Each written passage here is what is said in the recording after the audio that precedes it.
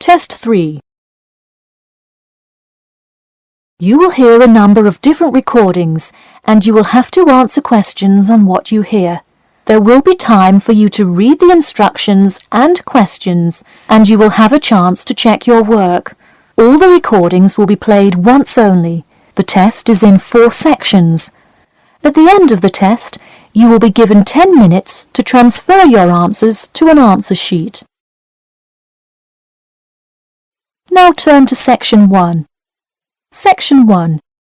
You will hear a woman calling the London Police Department to report a robbery. First, you have some time to look at questions 1 to 4.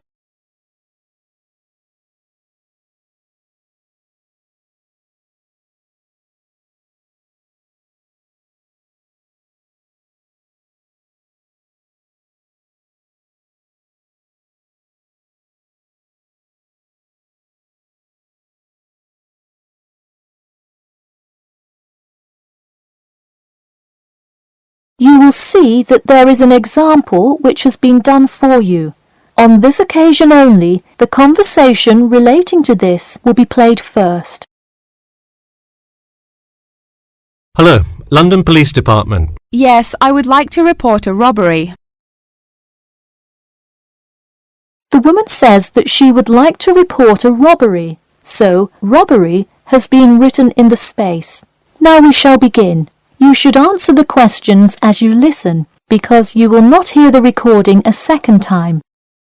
Listen carefully and answer questions 1 to 4. Hello, London Police Department. Yes, I would like to report a robbery. All right, just a minute while I pull up the form. OK, could you give me your first and last name? Anna Grieg. Anna Gregg.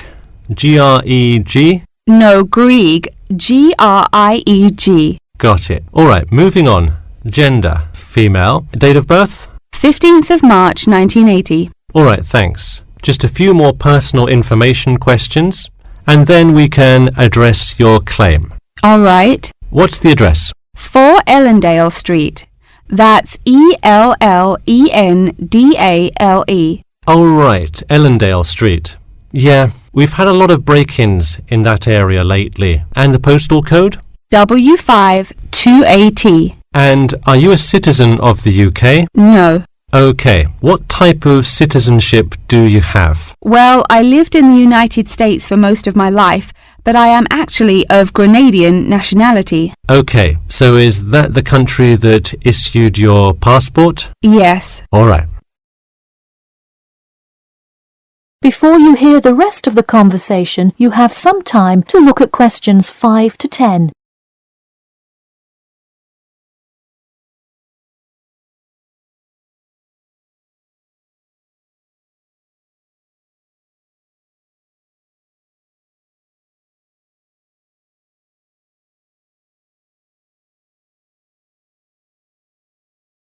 Now listen and answer questions 5 to 10. And what is the crime you're reporting? I already said a robbery. Oh, right. Sorry. This is about the 100th robbery report I've filled out today. Have you had any prior break-ins? In the building or just my flat? The unit below mine got broken into last year. No. Just your flat. Oh, then no, not here. All right. Let's see here. Can you think of anything that was out of the ordinary around your building, or anyone who may have had reason to do this?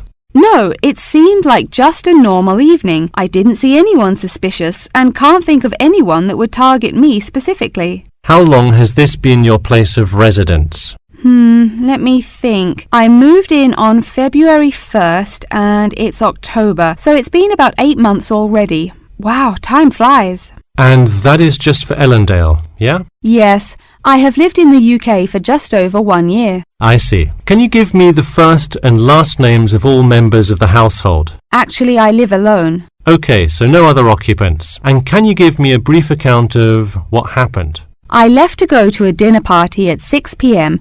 and when I returned at 11, I found the place ransacked and a lot of my things gone. Any sign of forced entry? Yes, the back door was wide open and it looked like someone used a crowbar to force it open. I see. And just to be clear, was the door locked when you left? Of course. Hey, you would be surprised how many reports we get where people have failed to lock their doors. Now, I need you to list any missing items valued above £200. So far, I'm missing my computer, my purse with my wallet in it, and the TV. OK, let's start with the computer. What is the estimated value? £500. And what is the serial number? G41687770. Thank you. And a visual description? It is a black 13-inch PEMDAS cloud book. There is an Oxford sticker on the lid. OK, and could you give me a description of the purse? Sure, it's a Claude Frieda shoulder bag and the material is silver-coloured cloth. Price? £300.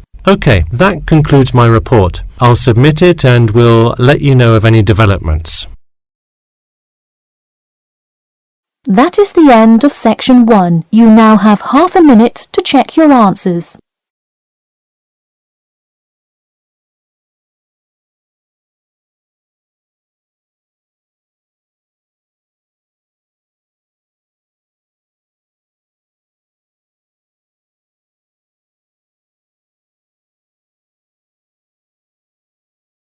Now turn to section 2. Section 2. You will hear two students called Mark and Gina asking their tutor for advice on the extracurricular project. First, you have some time to look at questions 11 to 14.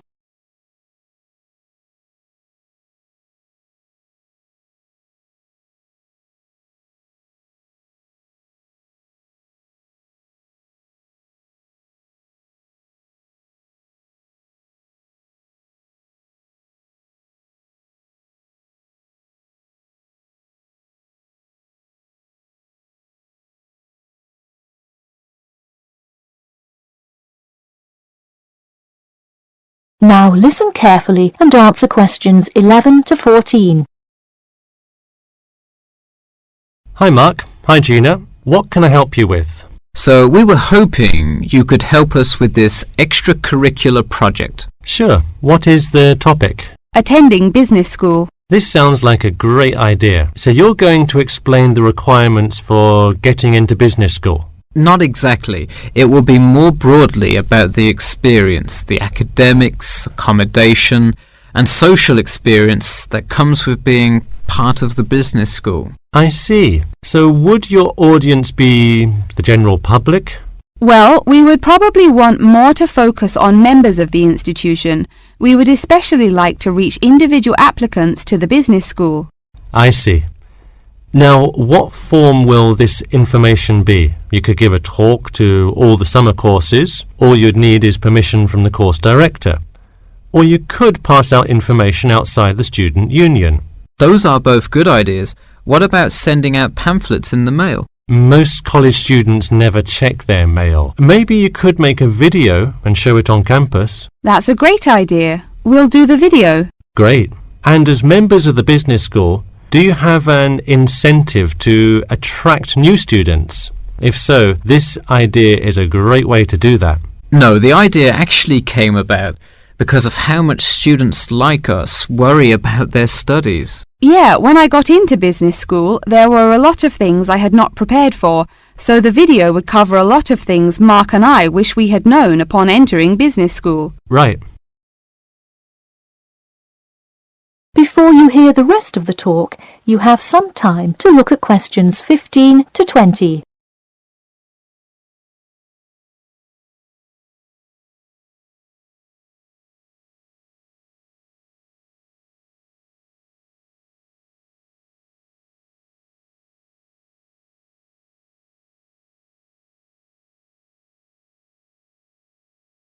Now listen and answer questions 15 to 20.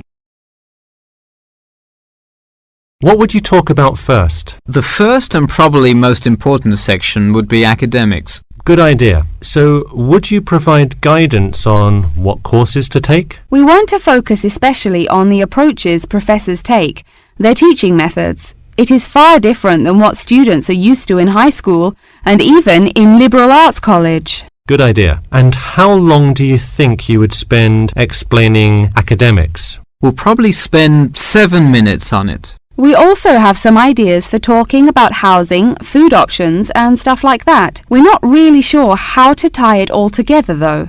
I think it would be suitable to title that section Accommodation. What do you think? That could work. We'll definitely describe the different dining options at the cafeteria and then walk students through flats and the grueling process of finding one near the business school campus. Okay, so we would cover specifics on the cafeteria as well as flats. I think those are both helpful. We could spend about 6 minutes on accommodation and be sure to touch on those specifically.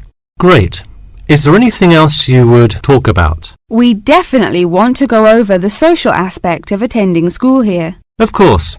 I think it's good to have a little fun once in a while when you're working so hard in school. I think we are going to introduce new students to the disco that so many upper-class men know and love. Maybe we'll include a few other places too, but that's the main one. We're also going to invite students to the international evening taking place in the first week of school as a great chance for our large international student population to meet a lot of other new students. It can definitely be hard to meet people as an international student. I think that is a great idea. You may want to spend slightly longer on this section than the other two. How about 8 minutes? That sounds reasonable. So overall, the introduction should take 3 minutes and then the conclusion should take 4, giving us a total of 28 minutes. I wouldn't rush your introduction. Maybe give it between 4 and 6 minutes. The conclusion, though, can be shorter since it's just a quick refresher of each of the topics. Give that not more than 2 minutes. Okay, so in total, the video should take about the same time, just more intro and less conclusion? Precisely. All right, we're going to get to work on our video. Thanks for your help. That is the end of section 2. You now have half a minute to check your answers. Section 3. You will hear a student called John talking to his classmate Danny about the details of his research project. First, you have some time to look at questions 21 to 26.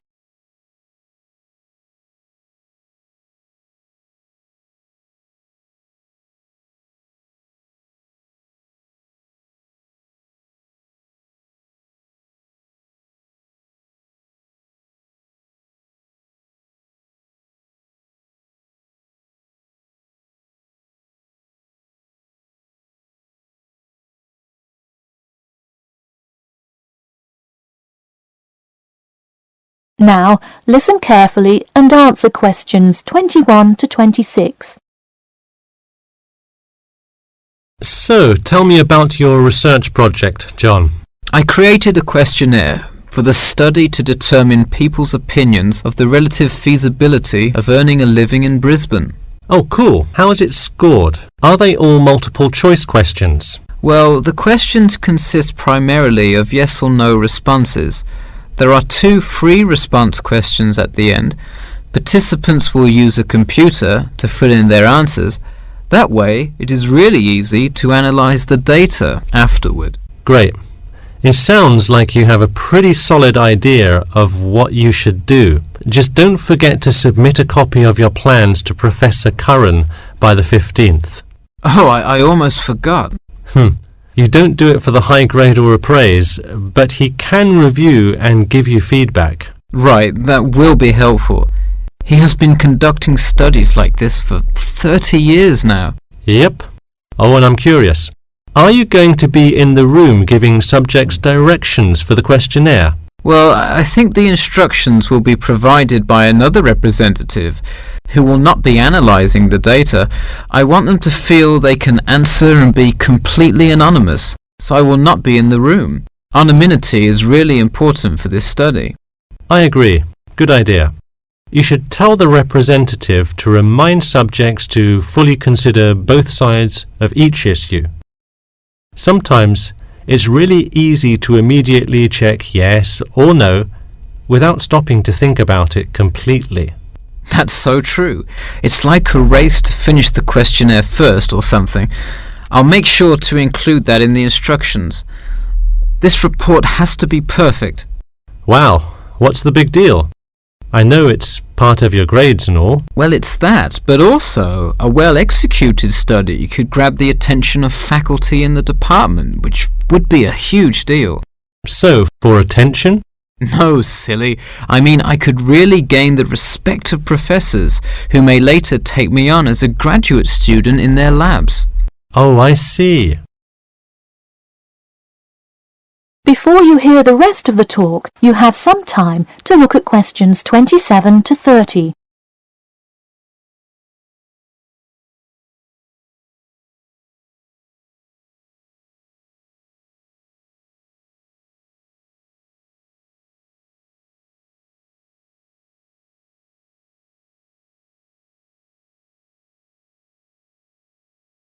Now, listen carefully and answer questions 27 to 30. Let me take a look at the survey. Wow, this looks great. The map of the median income by region is a great tool. Where did you find it? Oh, thanks. I read a lot of sources and just noticed this one in a small psychology journal called Modern Psychology. It's more helpful than the photo I added, but I think the photo is just so interesting. It was in the newspaper last year during that huge wage strike. It's great. Probably not necessary, but it looks great. I don't understand. What is WKRX's involvement here? Oh, the radio station agreed to sponsor the study if I play their station in the room. Wow, interesting. So you don't have to pay for any of this? Exactly. Nice. Where did you get that idea? Last month, at the Psychology Club Council meeting, someone talked about how easy it is to get sponsorship from local businesses, so I listened to their advice and called around. I'll have to remember that. Well, this all looks great. Good luck. That is the end of section 3. You now have half a minute to check your answers. Section 4. You will hear the beginning of a lecture about the Pleasanton Town Market. First, you have some time to look at questions 31 to 40.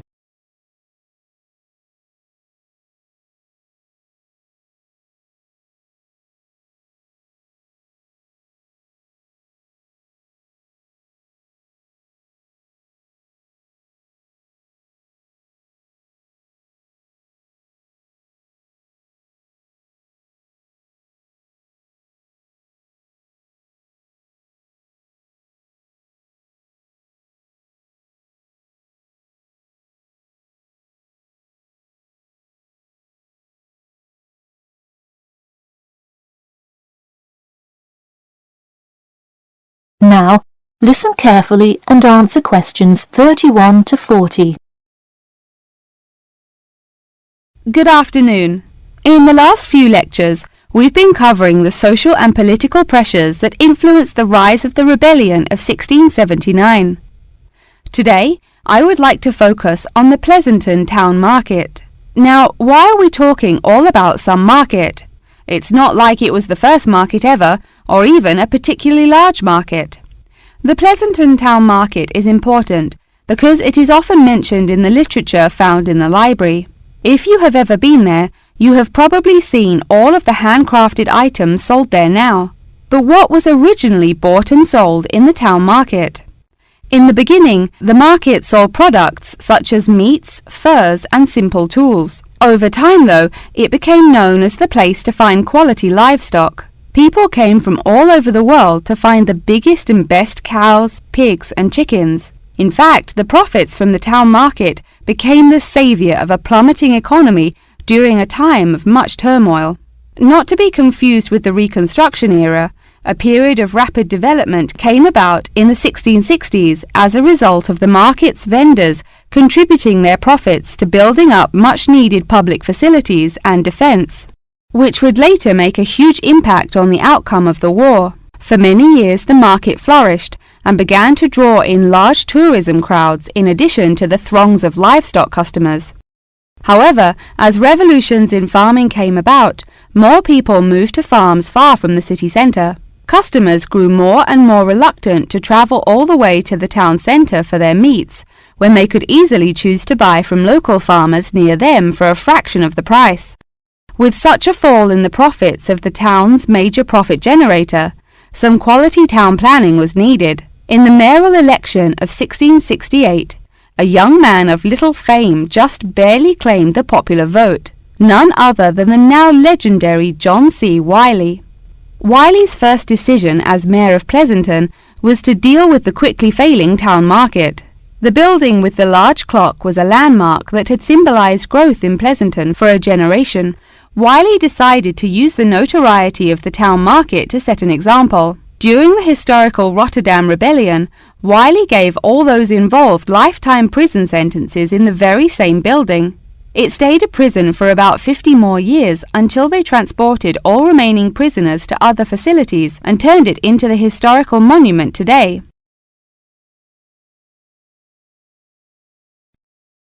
Now that you know the basics of the history of the Pleasanton Town Market, I will introduce your next group project.